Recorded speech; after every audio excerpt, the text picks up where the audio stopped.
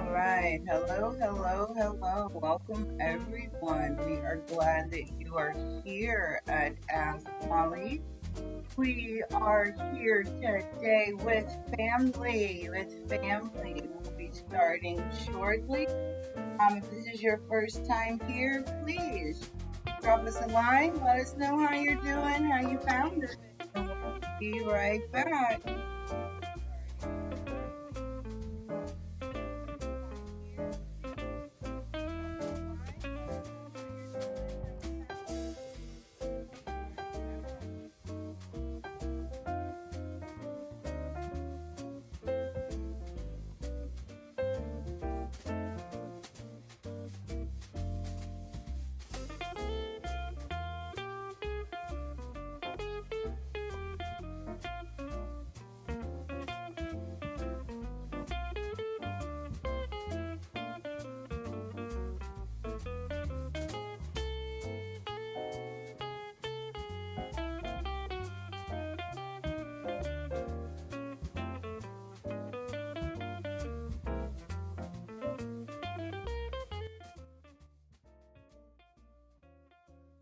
Right.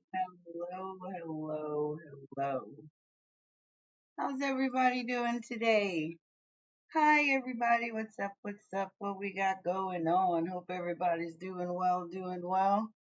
Can you see me? Can you hear me? I think we got all of our things working pretty good today. So, welcome, welcome, welcome, everybody. Hello, hello, and thank you so much for joining us. We know you could have been some other places, but you decided to come here. So, hope everything's coming through. Can you hear me? Let's see. Think we got it working now, y'all. Can you see me? Yeah, Gabby got on me. All right, so as you can see today, the topic that we're talking about is what is intimacy. So a lot of times we really get intimacy mixed up with sex. So we're just going to get into that today and hopefully help individuals understand how you are able to love more than one person honestly and truly. So again, welcome to Ask Polly. Thank you that you were here. This was actually submitted by one of our group members. So welcome to Talk to Me Tuesday, where any and everything is on the table and any and everything is up for dissection. We are grown folks, whatever makes it float, whatever makes it squirt, whatever you like, I love. So if you have some questions, you don't have time to research it, send it in. We will get it done. So please let me know. Can you hear me? I'm thinking everything's going well. Okay, so just to bust it up, we already know here at Ask Polly when we talk about um, poly relationships or polyamorous relationships, we are talking about it from the historical point of view.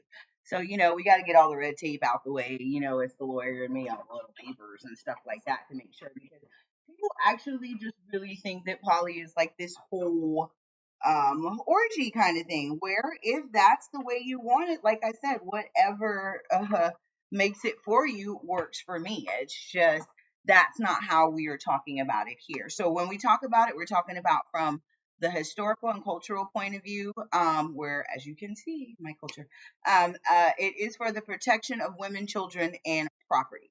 That's pretty much it. Everything else is pretty much smoke and joke.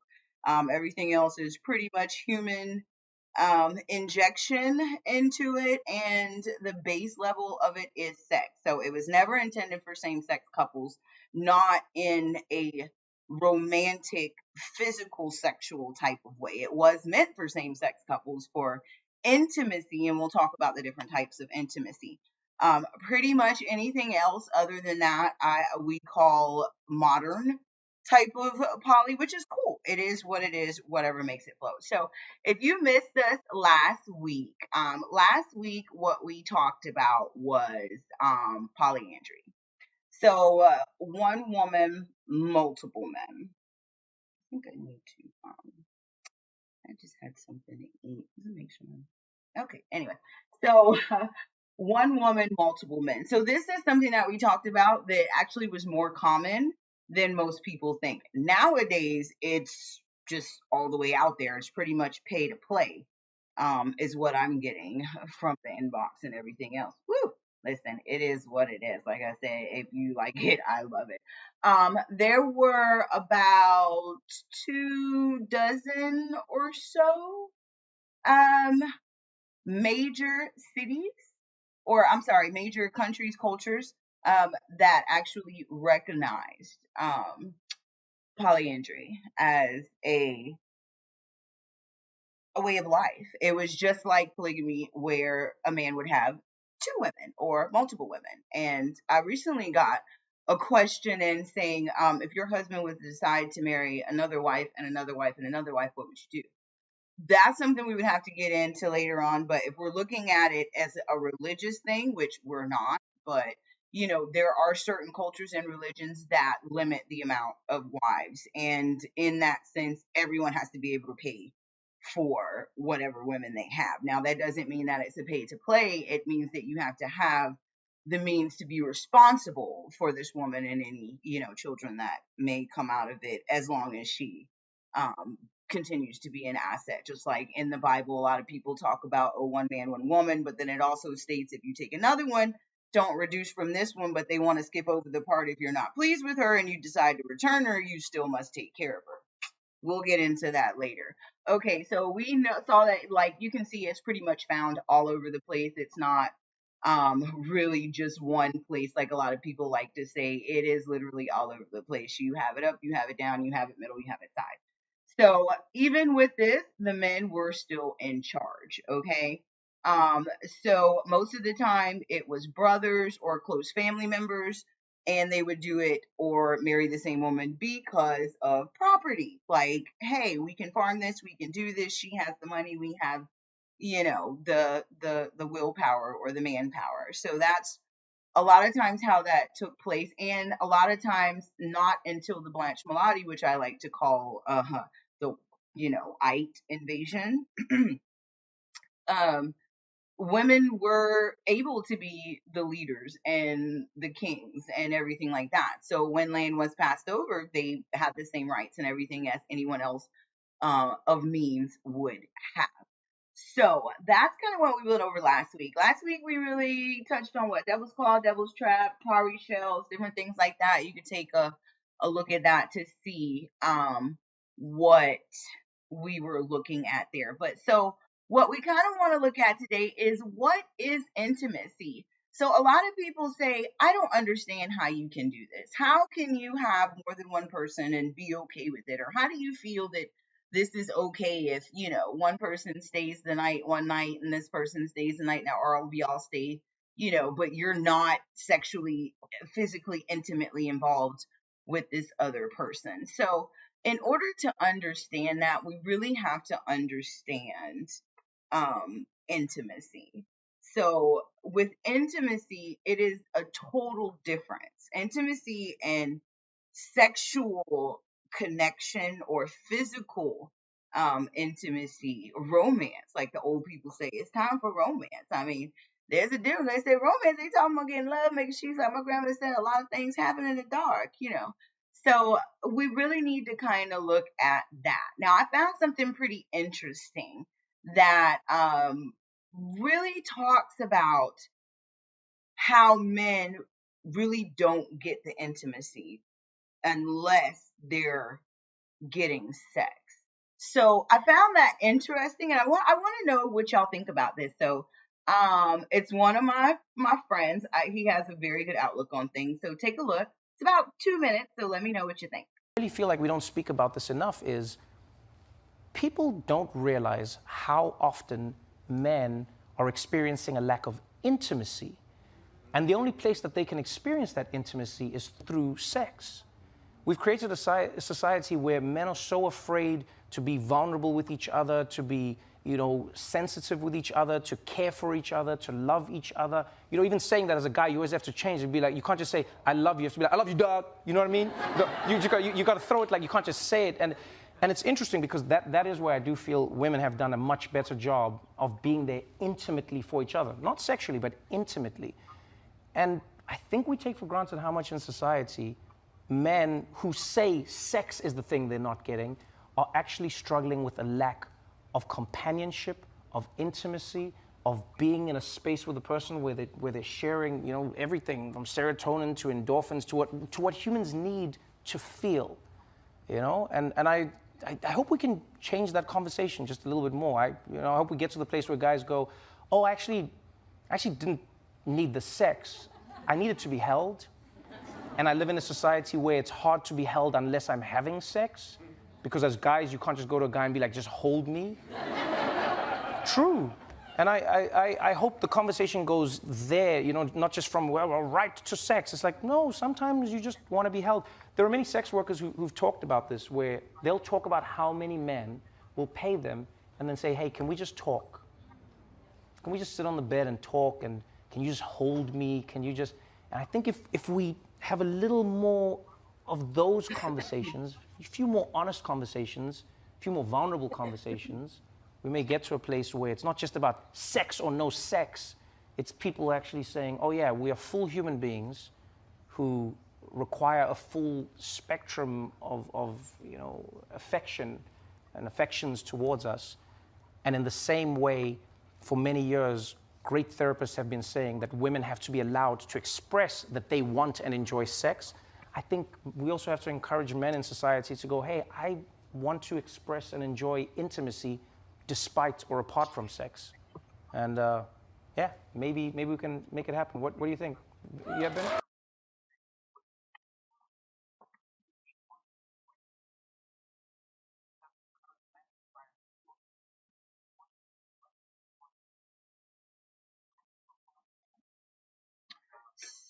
So what do you think about that? Like, I agree with it. I'm not a man, so I can't say that he was correct in that, but you do find men, like, it is possible to have male friends that you don't sleep with. Like, it is possible for males to have female friends that they don't sleep with. Now,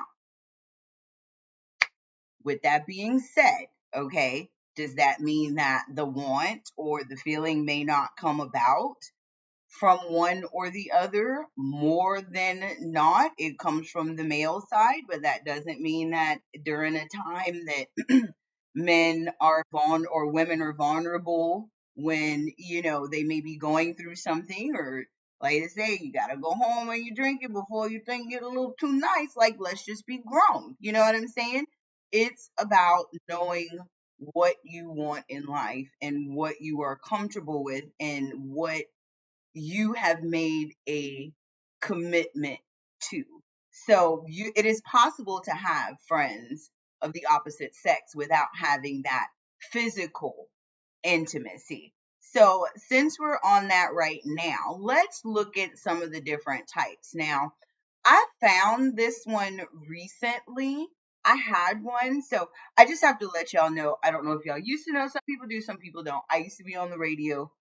I have a 3 binders of stuff. So I had some people come to me and say, "Oh, you just sit up there and you this and that, the third." I would take pictures of this. I have a schedule. I do this.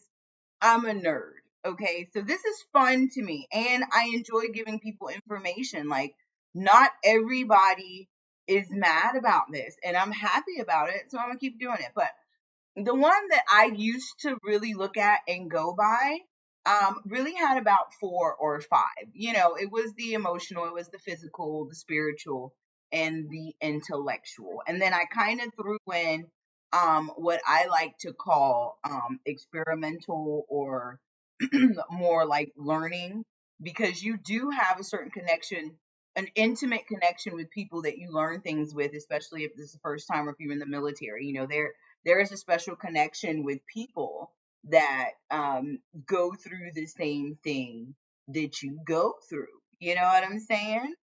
So that is something as well. But this one I found pretty interesting because a lot of times people forget money ain't gonna pay the bill. Okay.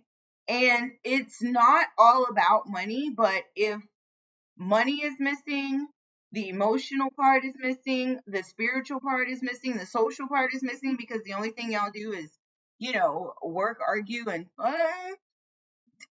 the money is going to be the thing that's going to cut it out, and then everybody can say, oh, well, he left because of the money, or she left because of the money. No, that was just the straw that broke the camel's back, as us old people say. So in the emotional and the spiritual, the social, the environmental, the intellectual, and the financial, all of those things, some people consider cheating if you do this without your spouse.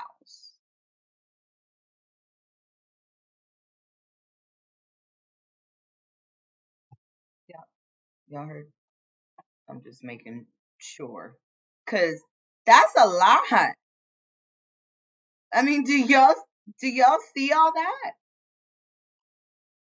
So this is what we're talking about. We're talking about intimacy. We're talking about the difference in things. So if both you and your spouse work, either in the home or out, and maybe y'all have different likes and different things. You have some things that cross, but not everything. Not all of those pies gonna be filled up. So it's not the fact that you have to have someone, this person isn't enough, you don't love this person enough, this person loved you more, which is something we're going to look at a little bit later in our 15 hard facts, because everything has a side. One of the things says, if someone loves you enough, they wouldn't fall in love with someone else. Or if you're enough, they would love you, and or something. Somebody knows what I'm saying. Help me out. So this is the thing. They said, well, and then some people say, well, if you were in love with someone and you fall in love with someone else, keep the second person, because if you were in love with the first person, you wouldn't fell in love with the second person, and this, that, and the third. But that's not wrong either. It's all these circles, it's all these things. That one pie, yeah, 1, 2, 3, 4, 5, 6, 7. 1 out of 7 is what everybody hangs on. So yes, a lot of times nowadays poly is a freaknik. Okay. And just a side note, I see that they got the little things they about to be putting up. Listen, y'all. Listen, just whatever. Anywho, that's not true historical poly. I'm not gonna say it's not true poly, because, like I said, I don't judge. I really don't. If anybody truly knows me, if you want to get to know me, one thing you should know, I am a big kid. I want to see everybody happy. I want everybody happy. I want everybody to live in love and laughter. But in that instance, it's also a flip side. When you mess with me, or when try to say that things are different because of one pie, then yeah, it may get a little adult-ish. So this is the first time we're actually going on YouTube, so y'all help me out. Gotta watch my language. But yes, it is definitely it is definitely possible to love more than one person at one time. Um, and it is true, people, you're not going to love them all the same way, because they all fit differently into this pie, and there's nothing wrong with that. There is nothing wrong with having a friend that fills you intellectually, but you can't do anything socially or financially or spiritually, because y'all don't mesh on that. Do you understand what I'm saying? So that is really the ideal of poly. That is the historical and cultural ideal behind poly. So it's really about who, not what. And you'll get that because you cannot confuse romance with intimacy. So all those old songs, and the people, what is the R&B songs, and they talking about this and they talking about that, but then when they start to talk about doing the do, it switches up to different words. It's because that's what it is. Intimacy and romance, and it's not the same thing. Nowadays, romance equals sex. Well, no, back then, I'm sorry, back then romance equals sex. Nowadays, everything equals sex. Dating is sex. You can't go on a date if you dating somebody you're having sex with them. Well, there was a discussion about that before that really kind of lifted off, because it's like, well, why are you dating if you're not having sex? I'm dating to find out if this person is actually going to fit in to this circle, not into, a couple holes that I got. Like, let's just, hey, but tell me what you think about that. So, I mean, exactly. So, like, Kiara, Willie, it's different reasons. It's always different reasons. So we have to look at the difference between intimacy and romance. So, let's take a look at some of these things that Regina King found out. So this was really interesting, something that came up. Her father's father, so it would be her grandfather, had two households, and it was very interesting. But there was a lot of other things about him that I think are important to know, because you need to see both sides. Okay, people really think, when they think about poly, or they think about having multiple partners, because in some religions you are not required to tell the second wife that you're married, or her family, unless they specifically ask. You're not supposed to lie about it, but you don't necessarily have to tell them. And if it was not a pre-marriage contract that the wife said that there were no other wives coming in, or that she had to be included in the choosing of the new wife, the husband does not have to let the first wife know or ask for permission, as it is widely known and done. So let's just take a look at some of the things Regina King found out about, and then we're going to come back and talk about how the old age text message screenshot got him caught up. He got caught up by the census, y'all. If they did not already know, which I'm pretty sure the older people, her grandmother and her father knew, if not by fact, at least by the fact that he had been gone for 5 years. But y'all, he got caught up by the census. It's like a old school text message. So let's take a look about Regina King. This is the PBS documentaries, where I'm trying to figure out how to upload it, but with all these new rules and everything, they're being really strict on it. So Gabby gonna work on it for y'all. But here we go. Let me know what you think, and we're gonna get back and talk about how a code 7 in the census was the notation that led to this information. Pain is inherited, as well as joy.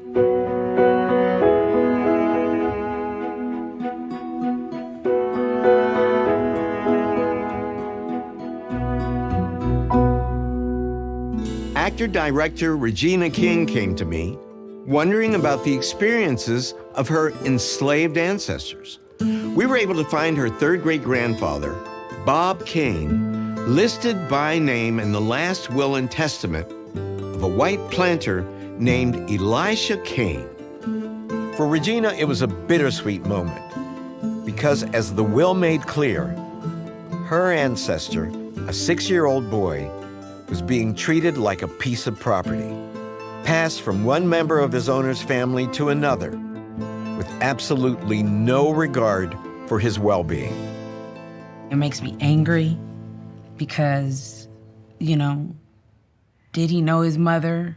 And if he did, how long? Right. And he's a boy that's 6 and That's just right. alone. And, I couldn't imagine that 6-year-old being alone. Right. And, seeing it like this and seeing it written just kind of hits differently. So what were you doing at the age of 6, At the age of 6, I was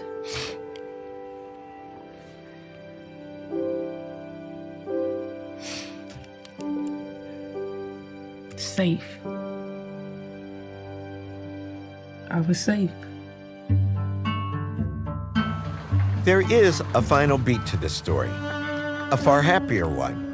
The same archives that hold evidence of Bob Kane's enslavement also show that when freedom came, he was not the least bit afraid to claim his rights as an American. Return of qualified voters, County of Elmore, State of Alabama. Date of registry, July 5th. Name of voter, Kane Robert, colored. July 5th, 1867. Name of voter, Kane Robert, colored. 2 years after the end of the Civil War and the ratification of the 13th Amendment, your ancestor, though he was illiterate, as soon as it was legal, which was made legal by the Reconstruction Act, he registered to vote. Yes. He said, I am going to make my purchase on being a citizen in America, and I am going to register to vote. Do you know how rare that is to be able to show somebody the voter registration certificate of their third great grandfather? 2 years out of slavery? That's amazing. Bad. That's bad. So now these are happy tears. Because he understood the importance of that and what that meant. Mm-hmm. And like you said, even though he couldn't read and he couldn't write, he could feel. Yes, absolutely. Yeah, I did not. I don't know what I expected, but this is pretty fantastic. Discovering the stories of our ancestors is a transformative experience, changing the way we see ourselves, our families, and our shared history. To see more incredible. Okay, so I just wanted to show, and I think both sides are actually good because we really don't know the story, but the mainstream good side of that, of him before we got into you know what I'm saying? Because we just don't want to show just one side to a person. We want to show the type of things that they did. We want to show all around person, just like this. We have all of these circles that need to be filled. So the whole till death do you part, we really need to look at where that is coming from. That in no way, shape, fashion, or form could be any type of spiritual connection, because there really is no death. We are currently evolving, we are currently changing, we are currently, or you know, all the time. So that's something that we really need to look at. So as we're looking at the different types of intimacy, we really still have to look at relationships, right? So what are we looking at? We're looking at need and reward. Okay? When you're looking at these circles, and then you have to look at the difference between a healthy and an unhealthy relationship, this is really what we're looking for in anything, whether it's a friend, a husband, a dog, a job. I mean, you really have to look at all this. Who wants to work at a job where you're abused, you're manipulated, you're controlled, feeling overwhelmed, you're lied to, you're feeling trapped? You know, like, it doesn't really have to attach to a body. That's one thing. That's why a lot of people that don't understand poly in the instance of, well, I'm not sharing a man, or I'm not sharing a woman, or how can you say that you're enough if they say they need another person? Because one thing I know, and I've said this before, it's gotten me in trouble. I'm going to say it again because it is just true, okay? Everybody should think this way. Can't nobody touch me. It is not directed at one person. It is not directed at one group. It is directed at anybody and everybody in this world that is not Shamara LaFay, Gaddis, Turner, Williams on how Gabby say. You know, so it's not anything that is against anybody else. It is literally being so content with yourself that you know you cannot fill all of these things for one person, just like they can't fill all of them for you. If they are able to, that is absolutely terrific. Why?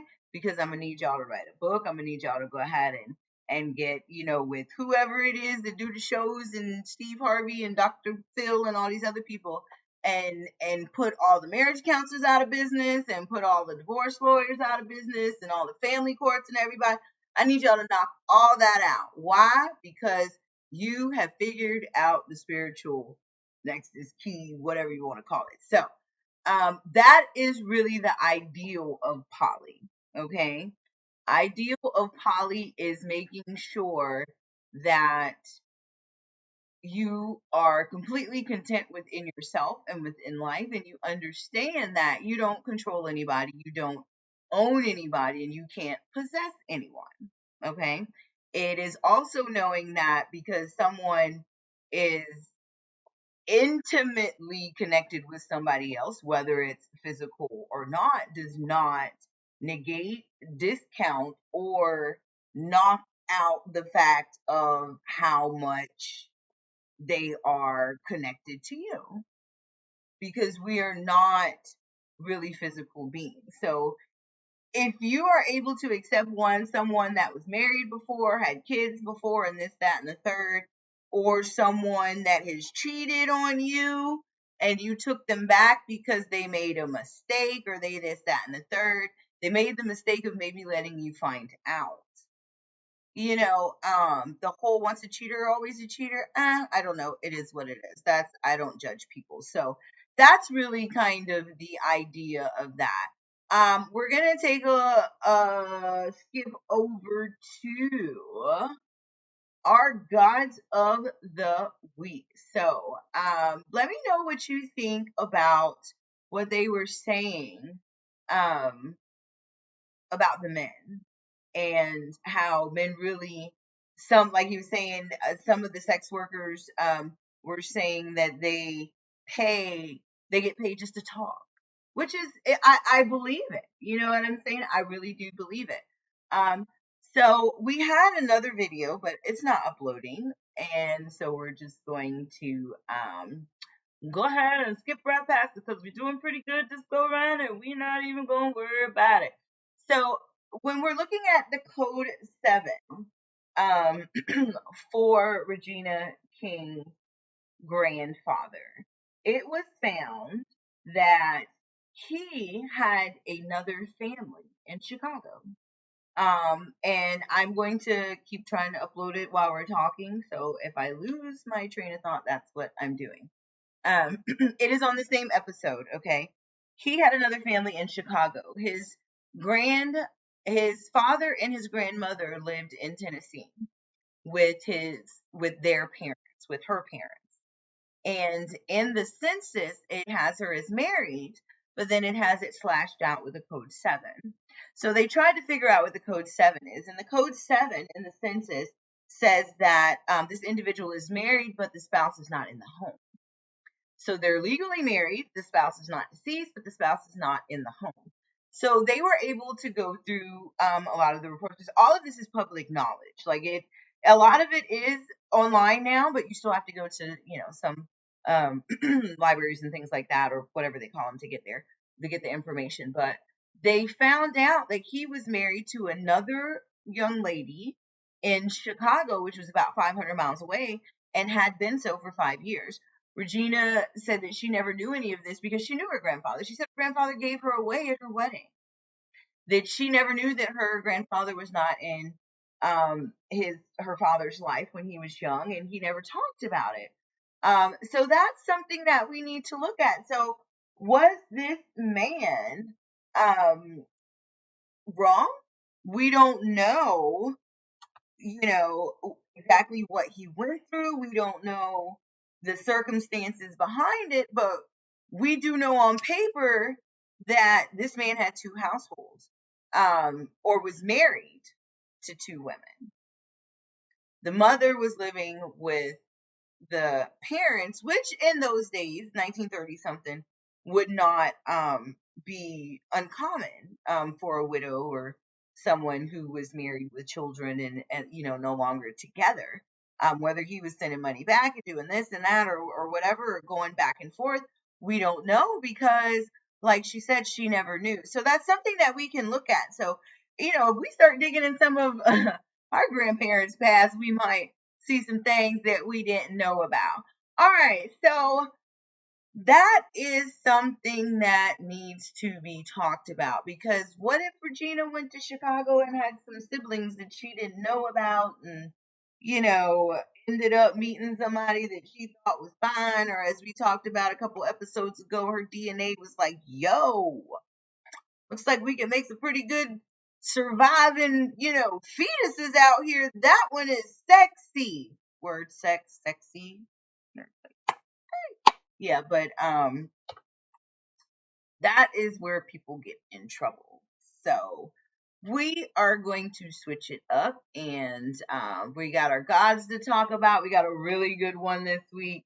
One of my favorites because, I recently, last year, found out that was my worry. So something very interesting to talk about, the goddess Ajay, which is the woman of the money. So we all want to hear about that. And did y'all know about the Noonie plant?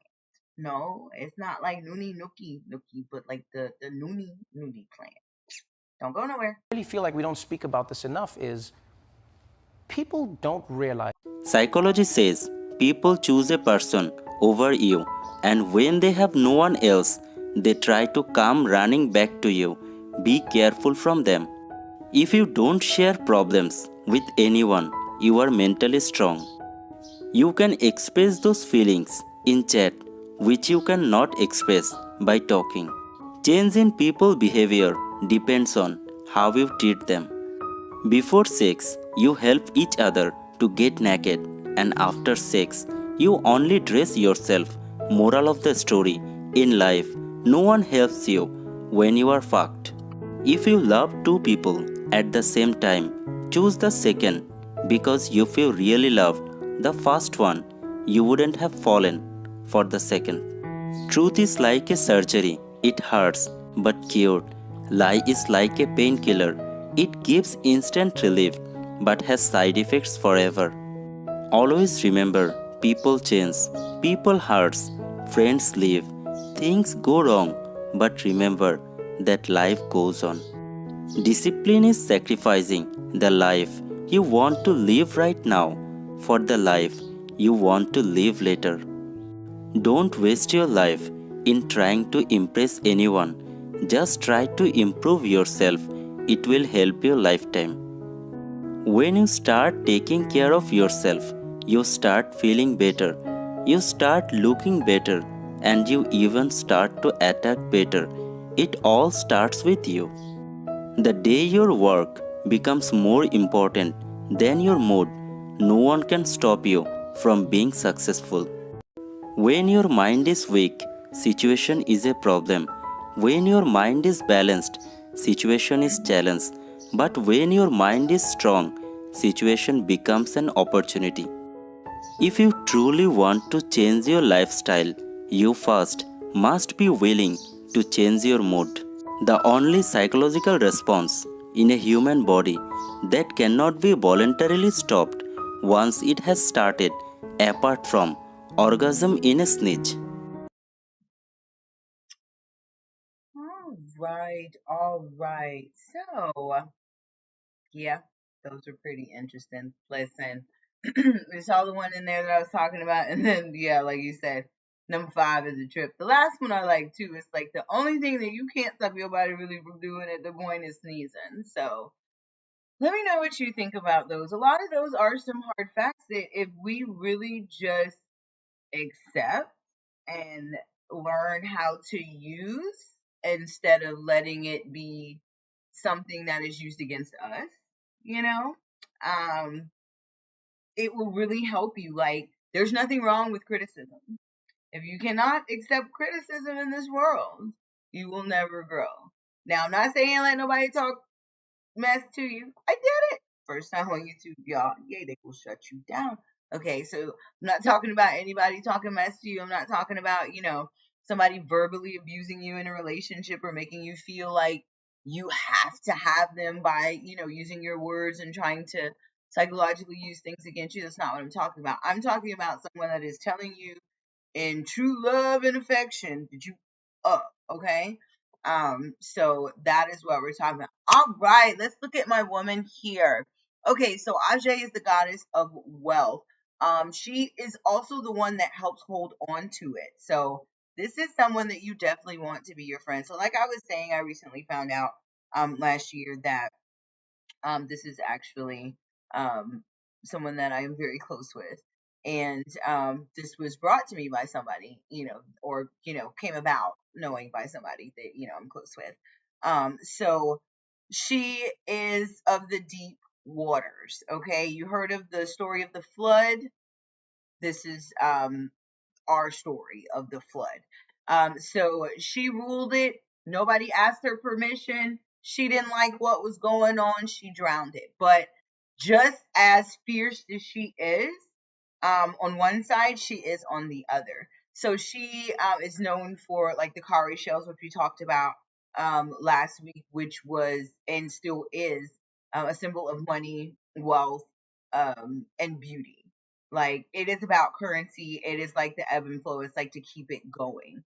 So this is someone that you definitely want to keep on your side. Now there's a couple other um gods in some other belief systems that kind of run along the same line. So we have, and please if I mess this up, I'm so sorry. Lakshmi, I'm gonna just say it fast. Yeah, so this isn't a Hindu religion. This is the goddess of wealth, but she is known as the goddess of material and spiritual wealth. So that's on both sides, which I find is kind of cool. And it's a couple others, but I kind of just pulled like four major. But what I found that was very interesting to me is when you get more into the clearer side of things, it switches from feminine to masculine. So this is Plutus. Pluto? Yeah, like we talk about, Sunday, Monday, Tuesday, all those are after gods. And, so when you say happy Sunday, happy Monday, yeah, you praise God. Yeah. Okay. So this is Plutus, which is the Greek god of wealth, which is male. And then, then we get into the Roman, you have Mercury or Hermes, which is also a male. So I just think it's very interesting. And we just need to look at these things because this is the way the world works. How, one thing switches from another because the world switches to a different way. So Ajay is our chick. We always make sure that we pay reverence to her, and we posted some stuff about her on the page. So if you want to take a look, if you have any questions, just let me know because we're over time. As always, I like to run my mouth. So the plant of the week or the herb of the week that we were talking about was the noni plant. So the noni plant, which you see the name there, I practice it, but yeah, I'm good with it. Mortadella citrifolia. I think I did it. If not, let me know. So this plant is a all around getter. Okay. So it is anti-cancer, anti-tumor, anti-pain, and antifungal. It can be used to treat bruises, sprains, and other external injuries, as well as fatigue, headaches, and intestinal worms. So somebody was telling me about some type of plant that someone used to give um, them as a kids when they were running and stuff. And when you run in the puddles and different things, and might got a worms in your foot or something like that. That and something else that they would give them. So maybe this was it. Like we really need to get back to learning it. I'm seeing my face on here and it's so hilarious. And then our crystal for the week that we are getting into is Apache Tears. This is one of my favorites. Not only are they just so beautiful, and each one is, definitely unique depending on the area that it came from and whether it's tumbled or It's rough, but this is one that is good for healing. It's good for old healing. It's good for new healing. It is good for grounding. It really is just an all around go getter. So with Apache Tears, it said that um, the tears of the Native Americans were in the rocks and this, that, and the third, but it just depends on or in the mountains, and this is like ancient old age, so Native American is just a term that I'm using. Okay. In the mountains that they were dug from, and some of the souls went into it. It's a lot that goes behind it. It just really depends. But I don't doubt that that is true, because I'm a spiritual person, and if they are, I'm all for it, because they're very powerful people. We altogether are very powerful people. But the mineral makeup of it is what's really there. So we're done, y'all. Thanks so much for joining us. We went over a little bit, but we didn't have any faux pas, though, or faux pas. Ooh, we got a faux pas. There's a couple of them faux pas we call. Yeah, don't worry about that. But thanks for joining us as always. Keep your questions coming in. We absolutely love it. Keep the hate coming in. I'm loving it as well. And keep the love coming in, because it keeps us going. So we normally have this side and that side, but really didn't find one that was kind of hitting for me this week. So we'll just kind of cut to next week. So thanks for joining us, and we will see you next